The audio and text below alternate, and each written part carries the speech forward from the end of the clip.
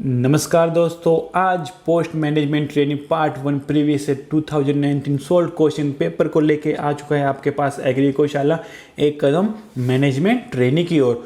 सो दोस्तों, आज हम प्रेजेंट करेंगे आपके सामने सोल्व क्वेश्चन पेपर विथ सब heading is one question many concept because क्योंकि दोस्तों 4 ऑप्शंस में से एक ऑप्शन किसी न किसी क्वेश्चन का आंसर हो सकता है। तो इसी हिसाब से हम आज डिस्कस करेंगे आपके सामने मैनेजमेंट ट्रेनिंग का प्रीवियस ईयर क्वेश्चन पेपर। और दोस्तों, मेरे प्रीवियस वीडियो जो कि नेशनल सीड कॉर्पोरेशन लिमिटेड के जॉब्स के रिगार्डिंग थी, उसका लिंक मैंने डिस्क्रिप्शन में भी दे चुका हूँ। आपके जो राइट हैंड साइड आपको आई बटन दिख रहा है, वहाँ पे भी आपको लिंक मिल जाएगा। Please go through it, increase your knowledge. Don't think that ये एग्री ट्रेनिंग का है, ट्रेनिंग एग्रीकल्चर है या ट्रेनिंग मार्केटिंग है, because knowledge base is very important. ठीक है। सो दोस्तों, किसी डिले के विदाउट एनी डिले के साथ अभी और फर्दर, तो लेट्स स्टार्ट आवर सेशन।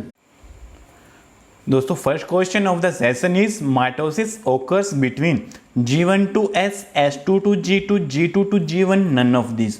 दोस्तों, यहाँ से पूछा है सेल साइकिल और सेल डिवीजन की जो साइकिल होती है उससे क्वेश्चन पूछा गया है। तो दोस्तों, इसका राइट आंसर है G2 to G1। सो इनको समझने के लिए आपको सेल डिवीजन की जो साइकिल है इसको समझना जरूरी है। तो डिफरेंट फेज होती हैं दोस्तों, जो आपकी इंटरफेजेस की फेज होती हैं या माइटोसिस की फेज होती हैं। तो दोस्तों G1 S एंड देन आती है दोस्तों G2 और उसके बाद दोस्तों होती है माइटोसिस।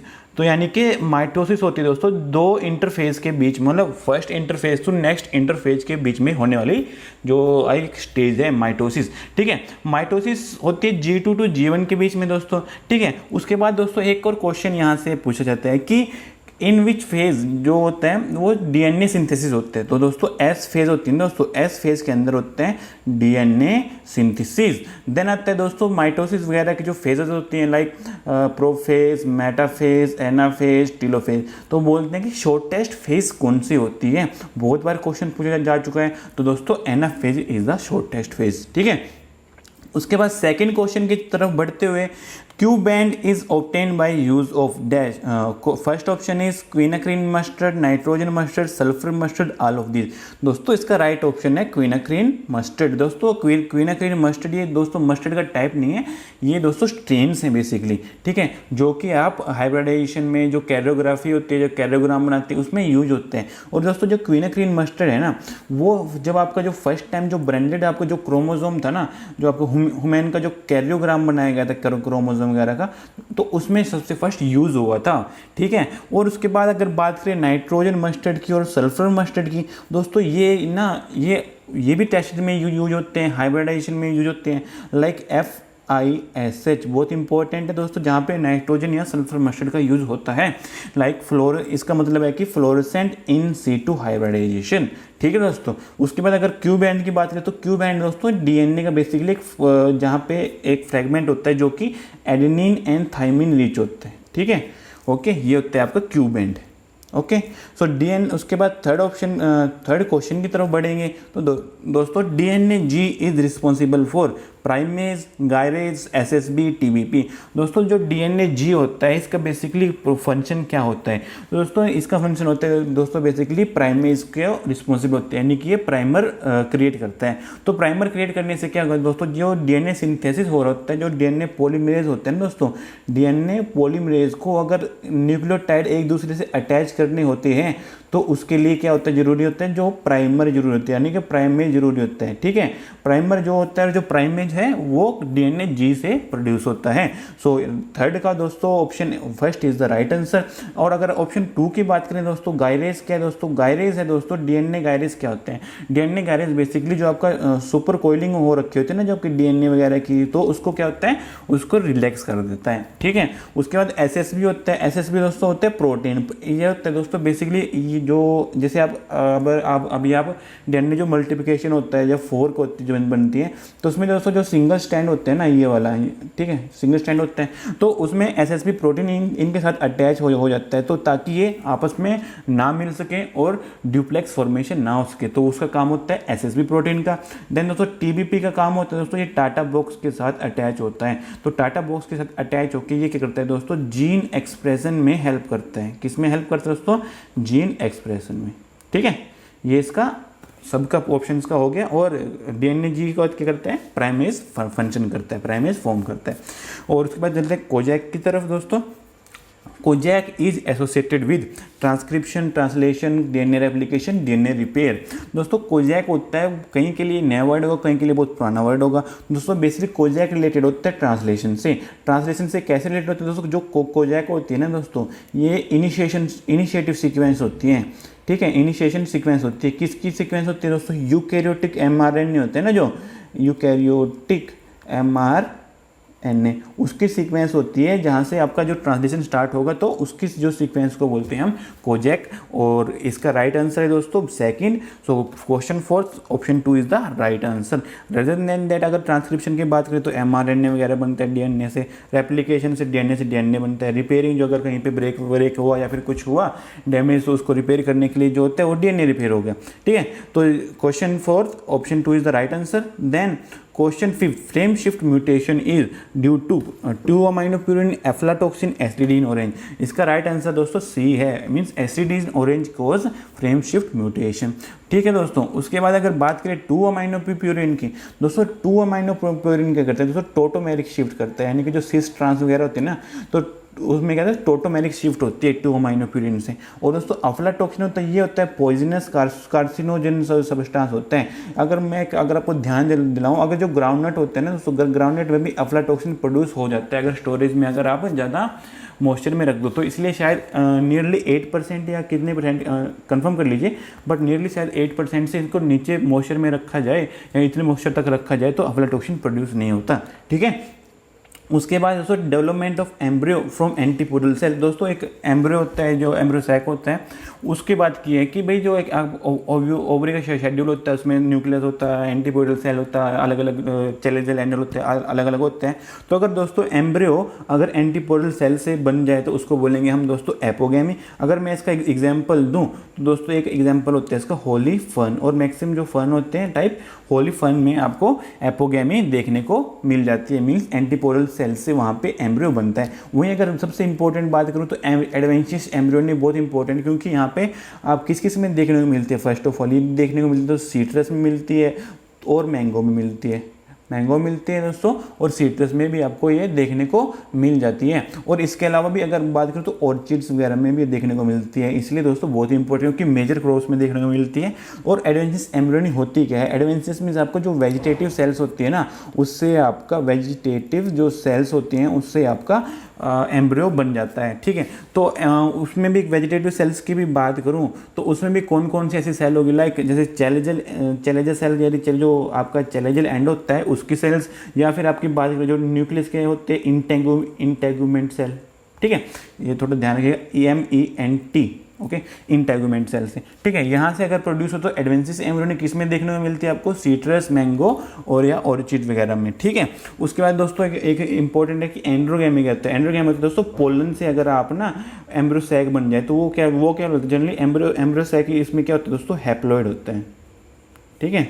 तो हैप्लॉइड एम्ब्रियो सैक बनता है पोलन से, बिकॉज पोलन तो खुद ही एन प्लॉइडी के होते हैं, यानी कि हैप्लॉइड होते हैं, ठीक है। तो एंड्रोगेमी होता है उसका। उसके बाद दोस्तों source of XA21 gene in the rice.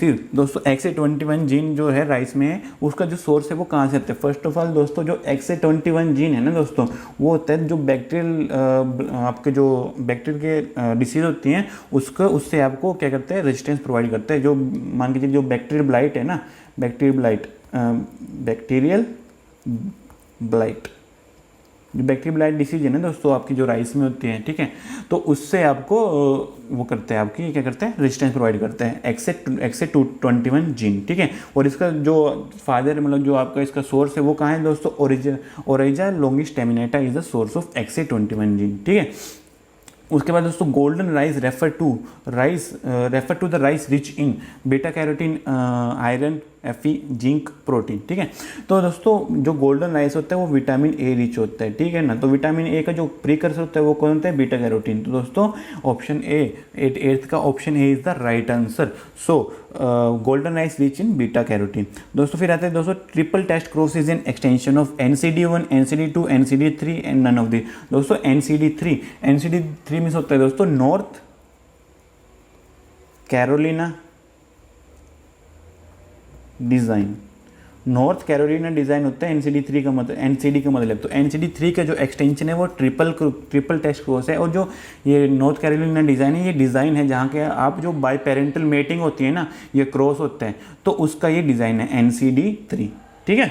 उसके बाद opaque 2 mutant of maize has high lysine high tryptophan, high lysine low tryptophan, low lysine low tryptophan, low lysine high tryptophan.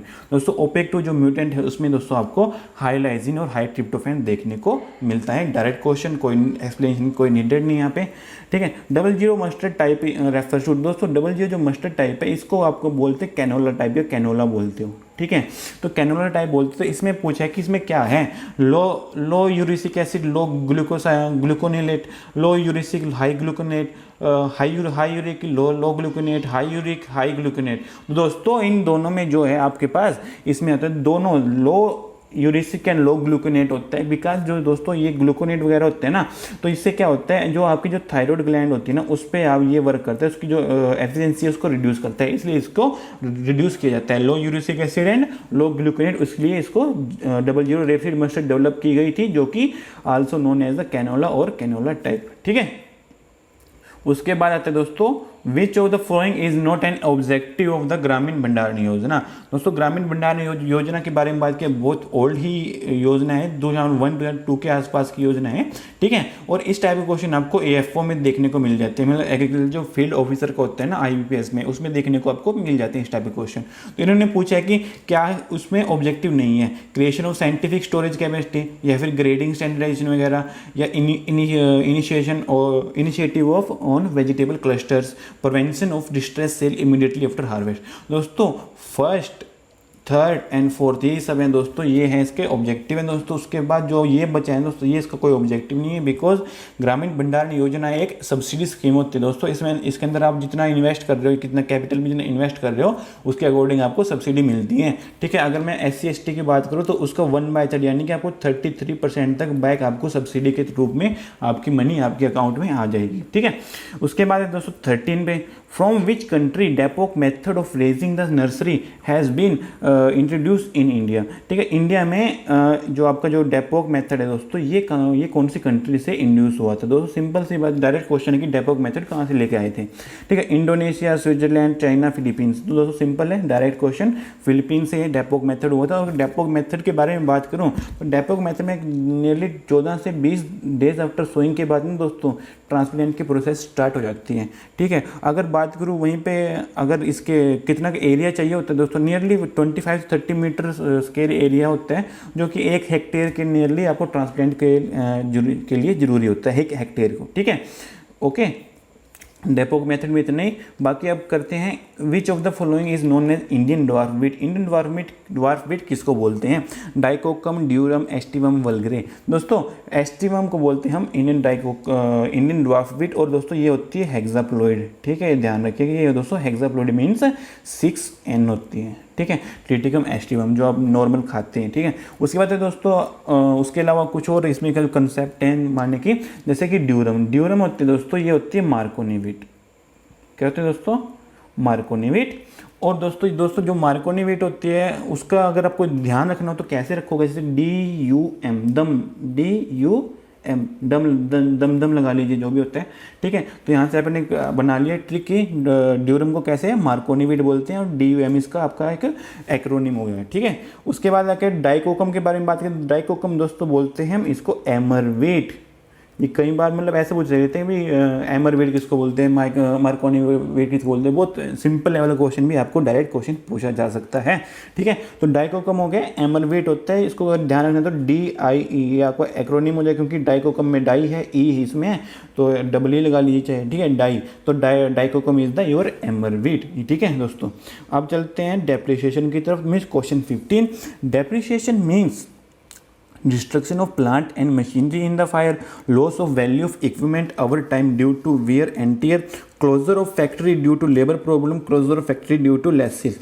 दोस्तों डेप्रिसिएशन की बात की गई है दोस्तों। Depreciation is a part from, कहाँ से पूछा गया है, मतलब आपको कहाँ से पूछा गया है, ये पूछा गया है आपको इकोनॉमिक्स से, ठीक है। तो मीन्स कहीं से टाइप के क्वेश्चन पूछे जा रहे हैं, तो इसलिए तैयार रहिएगा, because you have to read many questions and even your minor subject, major subject also, ठीक है। तो इस टाइप का क्वेश्चन आपके पास आ रहा है, तो इस हिसाब से देख लीजिएगा। और डेप्रिसिएशन का मतलब क्या है दोस्तों? डेप्रिसिएशन का मतलब है कि loss of value of equipment over time due to wear and tear, मतलब कि आपको जैसे जैसे यूज होगा वैसे वैसे उसकी वैल्यू कम होती जाएगी। जैसे अपने अगर आप मोटरसाइकिल लीजिए या फिर कोई ट्रैक्टर लीजिए, उसको जैसे यूज करोगे उतने, मान लिया आपने 20-30 लाख का ट्रैक्टर लिया है, अब उसको अगर बेचना चाहोगे तो कम से कम 10-15 लाख में बेचोगे, तो जो भी हो ये डेप्रिशिएटेड वैल्यू है, ठीक है। तो उसके बाद दोस्तों EOQ क्या होता है दोस्तों? Economic order quantity quality quantities और ऑर्गेनाइजेशन ऑफ क्वांटिटी। दोस्तों EOQ होता है इकोनॉमिक ऑर्डर क्वांटिटी। तो ये दोस्तों मिनिमम जो क्वांटिटी होती है, लाइक किसी भी जो फर्म को अपने पास रखनी पड़ती ताकि वो जो उसकी जो शॉर्टेज कॉस्ट हो या कॉस्ट को रिड्यूस कर सके, तो होगी इकोनॉमिक ऑर्डर क्वांटिटी, ठीक है। फिर आता है दोस्तों who was the man behind white revolution India. White revolution की बात की गई तो व्हाइट रिवोल्यूशन से भी कई बार रिवोल्यूशन से क्वेश्चन आ जाते हैं। तो व्हाइट रिवोल्यूशन होता है दोस्तों मिल्क से रिलेटेड होता है, ये टाइप क्वेश्चन भी आता है। या ब्लू रेवोल्यूशन होता है, वो होता है फिश से रिलेटेड होता है, ठीक है। तो हम यहाँ पे व्हाइट रिवोल्यूशन की बात करें तो father of the white revolution कौन है, या फिर mind behind the white revolution is the doctor Verghese Kurien. अगर उसी की जगह स्वामीनाथन की बात की जाए दोस्तों, स्वामीनाथन की बात की जाए तो दोस्तों आपका जो ग्रीन रेवोल्यूशन आया था ना इंडिया में, father of the green revolution in India कौन है दोस्तों? MS स्वामीनाथन। अगर वहीं वर्ल्ड की बात करें तो वर्ल्ड में अगर ग्रीन रेवोल्यूशन की बात की जाए तो उसके हैं दोस्तों Borlaug, Norman A Borlaug is the father of the this green revolution in the world, okay. तो क्वेश्चन 17 का दोस्तों white revolution in India doctor Verghese Kurien, ठीक है। उसके बाद दोस्तों नेक्स्ट क्वेश्चन है कि which of this is the cost to the government. मतलब कि आपको बताना है कि गवर्नमेंट को कॉस्ट क्या पड़ रही है, जो टैक्स हमसे ले रही है वो उसके लिए कॉस्ट है, like direct tax, indirect tax, value added tax, VAT means value added tax, तो और है सब्सिडी, ठीक है। तो दोस्तों जो टैक्स जो हमसे ले रही होती है वो उसके रिवेन्यू पार्ट में जाता है, और जो अदर देन दैट जो अगर सब्सिडी की बात करें तो वो खुद से पे करनी होती है उनको, तो वो उसको कॉस्ट के रूप में मिलती है। तो subsidy is the cost to the government, ठीक है।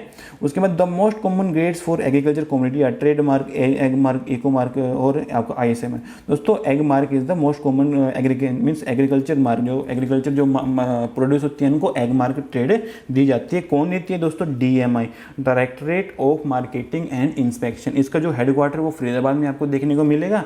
और इसका जो आपको अगर आपकी बात करें कब बनी थी ये DMI वगैरह की, अगर या सॉरी एग मार्क की बात करें तो एग मार्क की बात करें तो 1937 में आपको एग मार्क आपके सामने आई थी। और इसकी इसको अमेंडमेंट कब किया गया था?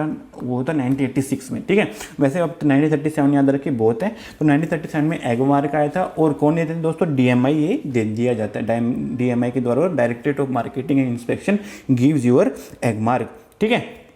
उसके बाद इको मार्क की बात करें दोस्तों, इको मार्क 1991 से है, ठीक है। ये कौन देते हैं दोस्तों? BIS, bureau of Indian standard. दोस्तों ब्यूरो ऑफ इंडियन स्टैंडर्ड देती है इको मार्क, और ये दिया जाता है जो इको फ्रेंडली जो ऑब्जेक्ट्स होते हैं, जो प्रोडक्ट होते हैं उनके लिए। और अगर एक यहाँ पे बात आती है दोस्तों कि BIS कब फॉर्म हुआ था? BIS फॉर्म हुआ था 1987 में, क्योंकि उससे पहले दोस्तों ये था ISI, ठीक है। ISI कब से कब था? ये 1955 से था। 1955 के बाद BIS 1987 में बन गया, means ISI renamed as BIS in the 1987। और BIS कब बना? 1987 में बना, ठीक है। इस क्वेश्चन के लिए इतना ही। और अब चलेंगे दोस्तों नेक्स्ट 20th क्वेश्चन की तरफ। The government of India decide on the minimum support price for various agriculture community based on the recommendation of. दोस्तों ने बोला कि जो रिकमेंडेड कौन करता है? जो MSP के लिए NAFED, FCI, CWC, CACP। दोस्तों CACP हो ना, जो commission for agriculture cost and prices, ये है जो आपके जो MSP रिकमेंड करती है, ठीक है। जो CACP बना था वो 1965 से बना था, ठीक है। कितने क्रॉप के लिए? यहाँ पे बहुत बार पूछा जाता है कि कितने क्रॉप्स के लिए ये जो आपकी CACP या जो MSP होती है वो कितनी क्रॉप्स के लिए होती है दोस्तों जनरली ये 23 क्रॉप्स के लिए हो जाती है, जिसमें 7 सीरियल्स होती हैं दोस्तों, ठीक है।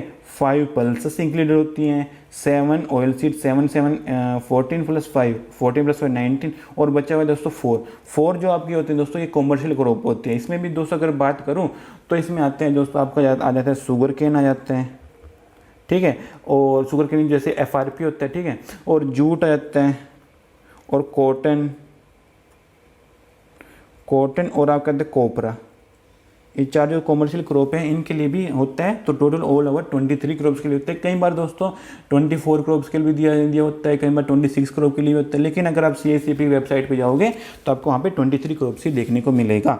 तो इसके अलावा अगर बात करें FCI की बात करें तो FCI होता है फूड कॉर्पोरेशन ऑफ इंडिया, तो इसको दोस्तों 1965 में आता है। दोस्तों यहाँ से एक क्वेश्चन आता है कि FCI आपको देखने को लग रहा होगा या तो फूड के अंदर होगा या फिर किसी एग्रीकल्चर के अंदर होगा, लेकिन दोस्तों FCI है ना वो मिनिस्ट्री ऑफ कंज्यूमर अफेयर्स के अंडर काम करता है, यानी कि मिनिस्ट्री ऑफ कंज्यूमर अफेयर्स उनके अंडर काम करता है कौन, FCI।